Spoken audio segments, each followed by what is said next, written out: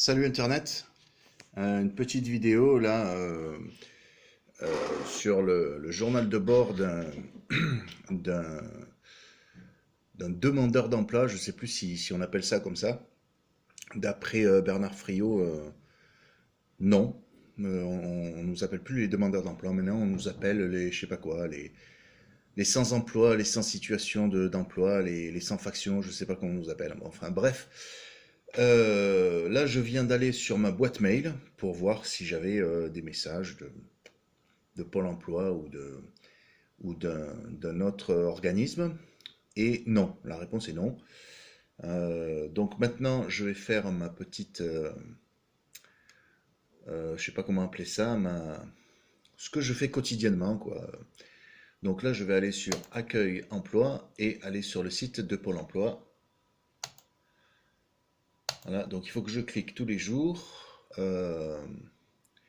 sur candidat. Là, je me suis fait mon petit fichier où j'ai tapé comment ça s'appelle? Mon adresse mail pour éviter d'avoir à la retaper tous les jours. Hein, je fais juste des copier-coller. Voilà,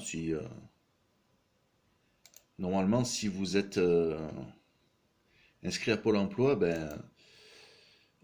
tous les jours, vous devez taper et votre adresse mail et votre mot de passe. Donc c'est un peu chiant de le retaper tous les jours. La redondance, vraiment, nous accable. Et sans compter qu'il faut le faire aussi pour la boîte mail. Et sans compter que sur ma boîte mail à moi, le traitement de texte fonctionne pas très bien. C'est-à-dire que je tape et les lettres que je tape ne s'affichent pas parce que, vous savez, comme ça arrive avec l'informatique, des fois, l'ordinateur marche au ralenti. Bon, enfin bref. Et je sais pas pourquoi sur ma boîte mail, ça me fait ça tous les jours. Donc tous les jours, je devais retaper ce que j'avais tapé qui n'avait pas marché. Et vraiment, ça rendait vraiment fou de faire ça tous les matins, hein. Vraiment, de se lever tous les matins pour aller faire cette connerie, c'est pas motivant du tout, hein, voilà. Je le dis à tous les présidents de la République, les ministres, les sénateurs, les députés, les préfets, les maires, les officiers de police judiciaire, les journalistes, et puis tous les gens qui travaillent à Pôle emploi, là, les présidents, les conseillers référents, tout ça, et qui n'ont jamais rien fait pour changer le quotidien des gens comme moi. Voilà, c'est super chiant d'avoir ces difficultés-là le matin et pour pas un rond, enfin pour avoir un RSA qui est en dessous du minimum vital. Moi j'ai 492 euros par mois. Partout je lis que le RSA il est à 559 et ben non, non, non, tu n'auras pas les 559. Ou alors il faut, je sais pas, il faut téléphoner, il faut dépenser de l'argent, il faut aller encore voir leur tronche là, et j'en ai marre de voir leur tronche. Bon bref. Donc là, je suis sur la page de Pôle emploi. Donc là, je vais aller dans mes candidatures. Voilà, donc la dernière fois où j'ai candidaté, c'était le 6 et on est le 9. Donc là, ce qu'il faut faire, c'est d'aller de retourner en arrière, espace personnel. Ensuite, on va dans ma recherche d'offres. On clique à nouveau sur ma recherche d'offres.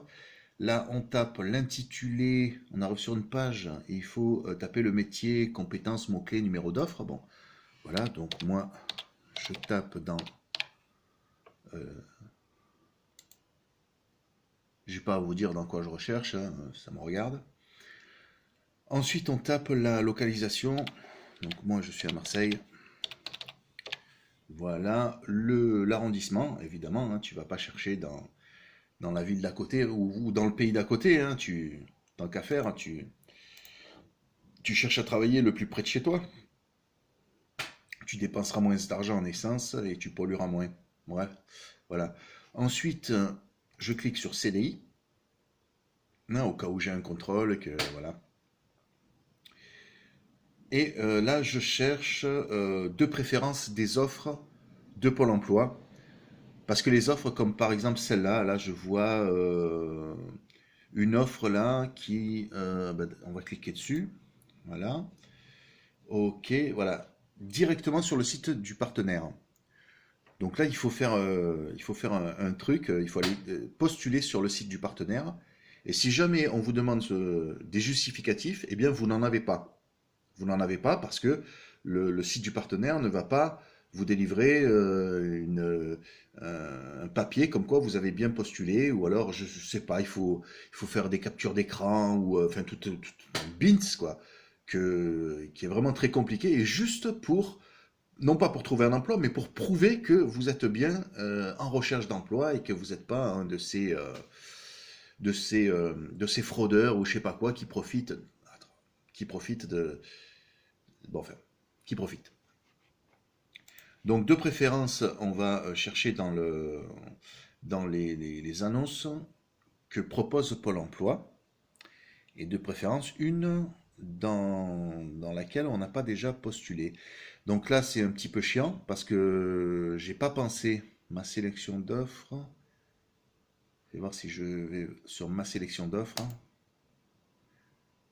Non, non, non, ça marche pas. Donc là, je vais revenir en arrière.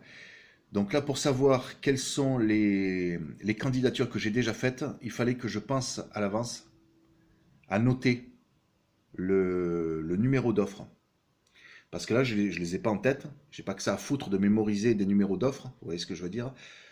Si je commence à écrire sur des papiers, ça va me coûter super cher en papier tous les jours, tout le temps. Enfin, ça gaspille du papier. Enfin, je sais pas, celui qui a fait le site Pôle Emploi, il aurait pu penser à ça, quoi. Parce que là, si on revient en arrière, je risque de perdre la page sur laquelle je suis. Donc il va falloir retaper le nom de... comment ça s'appelle? Le nom de... Le mot-clé et la localisation. Donc c'est pas très pratique. Bon, enfin bref. Donc là, on a des petites étoiles qui apparaissent sur l'offre, je pense, auquel on a déjà postulé. Donc voilà, ça doit être ça, bon, je suppose. Parce que des fois c'est moi qui le fais manuellement, donc là je sais, enfin bon, je sais plus trop. Tiens, là il y en a un, c'est dit à temps partiel. Ah, c'est du temps partiel là. Non, c'est un contrat à durée indéterminée. Ok, voilà, débutant accepté. Ouais, attaché directement. Alors, ils décrivent l'émission. Ouais, bon, bah, c'est bon, ça correspond. Allez, donc là, je clique sur choisir un CV. Voilà, postuler en ligne, la page s'affiche. C'est bon. Allez, hop, j'envoie. Voilà, candidature transmise. Votre candidature pour l'offre nanana a bien été envoyée au recruteur ou à l'agence pour l'emploi qui gère l'offre d'emploi. Vous retrouverez cette candidature dans la rubrique Mes candidatures de votre espace personnel. L'offre d'emploi nanana a été ajoutée à votre sélection d'offres. Voilà. Après, il y a deux possibilités, revenir aux résultats de recherche ou accéder à mes candidatures. Donc il faut d'abord postuler, candidater euh, sur les offres, et ensuite on te propose de revenir à tes candidatures. Sauf que tu as besoin du numéro de l'offre avant. Ou alors tu risques de candidater deux fois, et bon, si ça marche pas, bon, ben voilà, on te le dira, mais enfin, je veux dire, c'est pas pratique, quoi. Si j'avais sous les yeux le numéro d'offre, tous les numéros d'offre. Alors, ce que je faisais avant, accéder à mes candidatures, ce que je faisais avant, c'est que je prenais une photo tous les jours de, euh, de l'écran. Je ne sais pas si vous pouvez la voir. Voilà. Voilà, ça, ce sont les candidatures que j'ai faites. Et il y a le numéro d'offre dessus. Voilà. Donc, je prenais une photo. Aujourd'hui, je ne le fais plus parce que ça me gonfle. Je prenais une photo, et tous les jours, j'allais sur mon téléphone et je regardais. J'avais la photo de l'écran avec tous les numéros d'offres, et je regardais si les offres auxquelles je pouvais candidater n'étaient pas des offres déjà utilisés. Et voilà. Donc ensuite, c'est pas terminé. Il faut retourner sur espace personnel et il faut aller en haut sur mon profil de compétences et mes CV. Donc voilà, vous cliquez sur mon profil de compétences, la page s'affiche. Et là, je vois mise à jour hier. Parce qu'il faut mettre à jour. Donc il faut venir là, je vous montre la page, vous voyez, ici. Vous avez mise à jour et vous avez un petit rond ici, il faut cliquer dessus. Tac. Et là, vous avez une petite fenêtre qui s'ouvre. Confirmer la mise à jour de mon profil.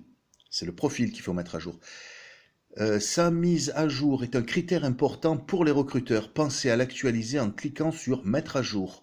Vous pouvez également l'actualiser en retournant dans votre profil et en y ajoutant de nouvelles informations. Donc là, je clique sur mettre à jour.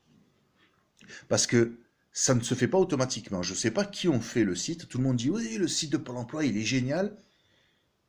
Il n'est pas si génial que ça, puisque si tu oublies de mettre à jour, eh bien, ta candidature, elle n'est pas visible par les recruteurs. Et tous les jours, il faut cliquer. Si tu oublies de cliquer sur ce truc, et la plupart des gens oublient, ben après, une conseillère référent va te faire une remarque un petit peu désagréable, ce qui fait que chaque fois que tu vas être convoqué à un rendez-vous, tu vas te dire, mais quelle remarque elle va me faire encore? Tu vois, on n'a vraiment pas envie d'y aller, quoi. Sans parler de l'inutilité de... Là, j'ai 3 rendez-vous de pris, donc voilà. Ce sont des rendez-vous profil de compétences, donc là, je vois vraiment pas ce qu'ils vont me dire, parce que voilà, dans la page profil de compétences, vous avez le parcours. Donc là, c'est les informations sur votre expérience et votre formation. Donc en gros, il y a votre CV. Voilà. Il y a les centres d'intérêt. Voilà. Chose que les recruteurs en ont rien à foutre. Hein. Chose dont les recruteurs ont rien à foutre. Hein. D'après les statistiques, ils passent même pas 30 secondes à lire les CV. Vous croyez qu'il va aller lire le... Non, mais ça va pas la tête. Après, vous avez les compétences. Là, je vous affirme que les recruteurs ne vont pas voir, ils vont pas cliquer sur les compétences pour savoir euh, si vous savez, je sais pas moi, si vous postulez pour faire du ménage, est-ce que vous savez faire passer la pièce ou ça? Et pourtant, dans le site, si vous postulez pour un emploi de ménage, eh bien, vous allez avoir la petite ligne passer la pièce à frotter et vous cliquez pour renseigner sur ce que vous savez faire et pas faire. Attendez. Je veux dire, c'est vraiment des informations complètement inutiles, quoi. Soit on est prêt à travailler, soit on n'est pas prêt, quoi. Si on n'est pas prêt, je vois pas ce que remplir un truc comme ça pourrait changer, quoi. Après, vous avez une autre page, c'est CV et réalisation. CV et réalisation. Alors, mes CV, vous pouvez télécharger, créer, modifier, dupliquer vos CV. Bon, moi j'en ai 3, voilà. Moi, voilà. Mes réalisations, je sais pas, c'est à peu près la même chose qu'il y avait au début, là, mais ils ont préféré en faire 2, parce que 2 c'était un peu mieux quand même. Ensuite, vous avez métier recherché et projet. Vous devez remplir votre métier recherché, parce que je sais pas à quoi ça sert, soit le recruteur il va pas aller là, c'est peut-être la conseillère de Pôle emploi. Vous avez rempli votre truc là, recherche en attente de euh, votre métier, vos critères de recherche, vous avez pas rempli? Ah, il faut le remplir ça. Pourquoi il faut le remplir? Qu'est-ce que ça peut te foutre à toi, putain? J'ai pas besoin de remplir cette page pour candidater, à des offres d'emploi. Qu'est-ce que ça peut lui foutre à elle? Je comprends pas.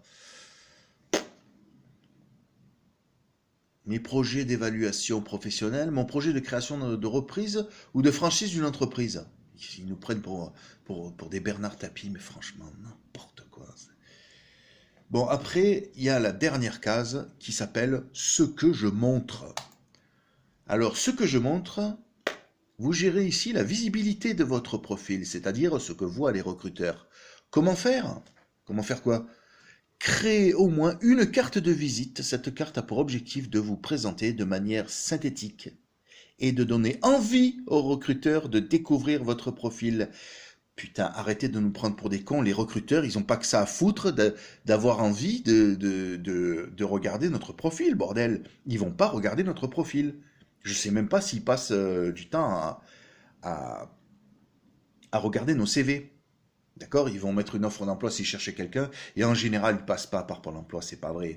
La plupart des gens qui sont inscrits à Pôle emploi et qui retrouvent un emploi sont un nombre tellement infime qu'on ne peut pas parler de sérieux là.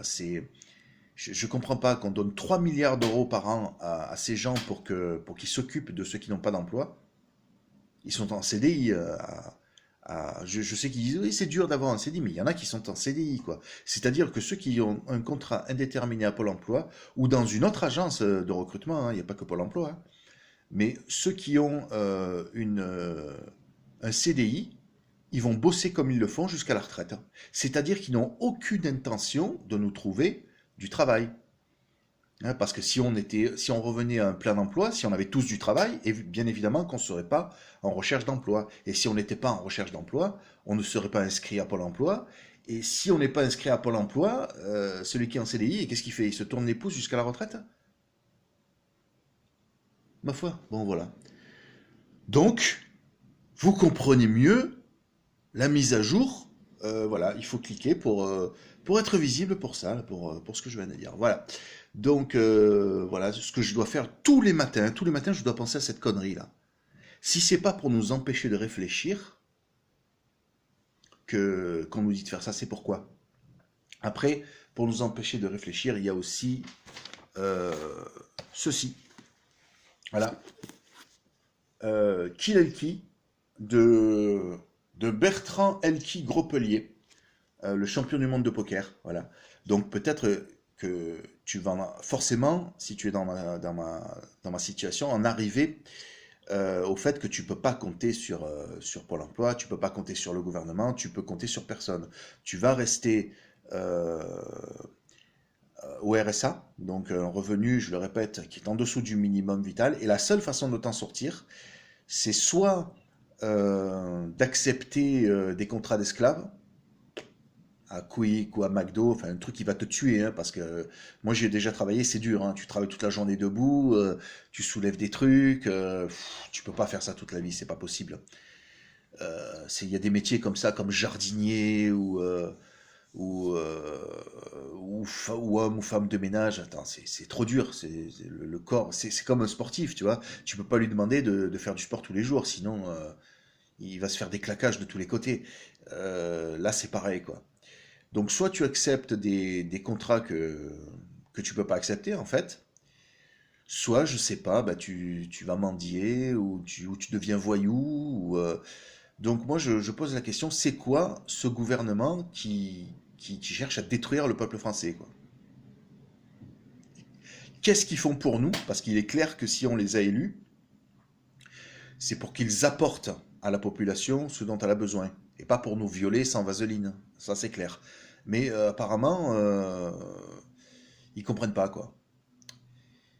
Donc voilà, donc je parlais il y a un instant il n'y a pas que Gros Pelé, il y en a d'autres, des auteurs de poker, mais voilà, ils savent que puisqu'on peut pas compter sur, sur l'État, ben on va aller chercher une solution. Voilà, on va se dire peut-être que je pourrais gagner ma vie en jouant au poker.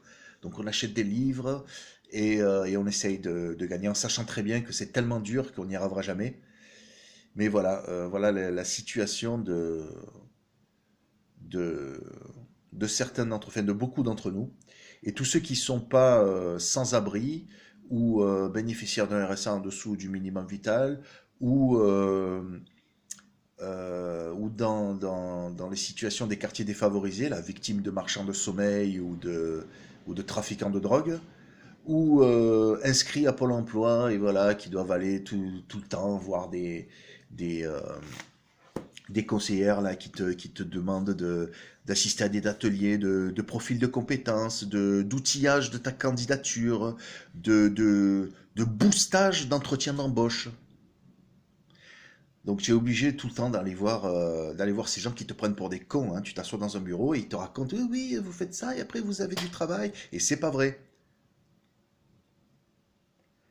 Donc si vu que tu n'as pas d'autre situation, tu n'as pas d'autre solution que ça, et si tu n'es pas dans une de ces situations, il y a aussi les travailleurs pauvres, hein, qui font 6, 8 ou 10 heures par jour jusqu'à 6 jours par semaine. On se demande bien quand est-ce qu'ils voient leur famille. 6 jours par semaine, le seul jour de congé que tu as, ben, écoute, tu le passes au lit, quoi, hein, tu le passes à récupérer. Donc tu n'as pas le temps de voir ta famille, et tout ça pour un salaire de misère. Et en plus, avec des horaires décalés. Les horaires décalés, pour ceux qui savent pas ce que c'est genre, tu commences à 11 heures, tu poses à 15 heures, puis tu reprends à 19 heures, et tu finis à 22 heures. Il y avait un Gugus, là, dans un resto rapide, qui m'avait proposé ça. Je lui ai dit, mais attends, mais tu te fous de ma gueule, toi, qu'est-ce que je vais foutre de 15 heures à 19 heures? Ah, il savait pas. Et je sais pas, il voulait que je reste dans la salle de repos, peut-être, il y avait même pas une télé, on pouvait juste s'asseoir, on pouvait pas s'allonger. T'imagines, après 4 heures de travail, tu as quand même envie de souffler dans un lieu où, je sais pas, où tu peux te reposer. Non, non, je sais pas, il devait vouloir que je reste dans ma voiture, ou mieux que je reprenne ma voiture. Ça me coûtait déjà 2,50 € pour aller là-bas avec ma bagnole. Donc 2,50 € à l'aller, 2,50 € au retour, ça fait 5 euros. Donc il voulait peut-être que je reprenne ma bagnole à 15 heures, que je rentre chez moi et que je revienne ensuite à 19 heures. Donc ça ferait 5 euros de plus, donc 10 euros par jour. Il voulait que je travaille 5 jours. 10 fois, 5 jours, 5 fois 10 euros par jour, ça fait 50 euros d'essence par semaine. À la fin du mois, ça te fait 200 euros. Le mec voulait me donner 600 euros. Voilà, 600 moins 200 euros d'essence. Il reste que 400 euros pour moi pour avoir travaillé entre 7 heures par jour, quoi. Et, euh, et pour gagner moins que ceux qui sont au RSA et qui, franchement, c'est de la folie, quoi. Et même si enfin, tu peux pas faire 7 heures par jour, 5 jours par semaine dans un resto rapide, tu tiens pas, c'est pas possible. C'est trop fatigant au bout d'un moment. Donc, tous ces emplois-là, ils sont que de 4 heures par jour et, et ils sont de 600 euros par mois. Donc voilà, c'est bien ça, hein. Si tu dois poser sur tes 4 heures de travail par jour, ou il y a certains jours où tu dois faire des allers-retours, enfin bref, si ça te coûte entre 100 et 200 euros d'essence par mois, c'est pas jouable, quoi. Ça te revient plus cher d'aller travailler que de rester à la maison. Bref, donc si vous n'êtes pas dans une de ces situations-là, bah, c'est que vous êtes soit euh, parmi les 2% des Français qui sont riches, soit vous êtes enfant ou au contraire personne âgée, soit vous êtes handicapé, soit vous êtes marginal. Voilà, il y a des voyous qui sont nulle part, hein. Et voilà, mais si vous êtes si vous appartenez aux Français qui ne sont ni des privilégiés ni des voyous, ben, vous êtes un Français démuni, quoi. Est-ce que dans la cinquième puissance du monde, le cinquième pays le plus riche du monde, où normalement personne ne devrait crever de faim et personne ne devrait même avoir d'angoisse euh, pour les finances ou les biens matériels, est-ce que c'est normal que la très très grande majorité des Français soient démunis? Voilà, c'est la question que j'aimerais bien poser à tout le monde. Donc, à ciao!